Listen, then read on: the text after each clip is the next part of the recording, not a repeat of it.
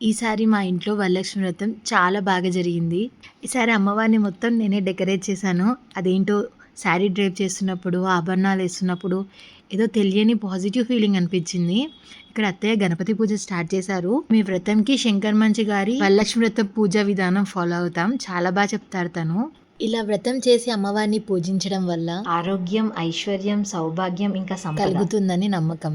పూజలో కలశ అనేది చాలా ఇంపార్టెంట్. అండ్ అమ్మవారికి నైవేద్యం సమర్పించడానికి అరిటాకులో చేసిన ప్రసాదాలని పెట్టాము.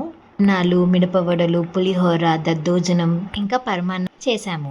దేవుడి కోసం ఎంత చేసినా ఇంకా ఏం చేయాలి, ఇంకా ఎలా అలంకరించాలి, ఇంకా దేవుడికి ఏమేమి పెట్టాలి అదే ఆలోచనలో ఉన్నాము. ఆ రోజు పూజ అవుతున్నంతసేపు దేవుణ్ణే చూస్తూ కూర్చున్నా అదేంటో తెలియని హ్యాపీనెస్. అండ్ ఇప్పుడు అత్తయ్య దేవుడికి హారతి ఇస్తున్నారు.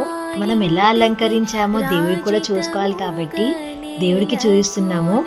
దేవుడు పాదాల నుంచి అమ్మవారి ముత్యాల కీటం వరకు అమ్మవారి మొహం చూడండి ఎంత కన్నుల విందుగా ఉన్నారో. పూజ తర్వాత అమ్మవారికి వాయనం ఇచ్చారు. దేవుడికి కూడా నైవేద్యం సమర్పించాము. ఇది నా పసుపొట్టు. ఈసారి పూజ 1 కల్లా కంప్లీట్ చేసాము. పూజ అయిపోయాక మేము తినేసామండి. ఈవినింగ్ ఇంకొన్ని ఫ్లవర్స్ ఉంటే అమ్మవారి ముందు ఇలా డెకరేట్ చేసింది అత్తయ్య. చాలా బాగుంది కదా.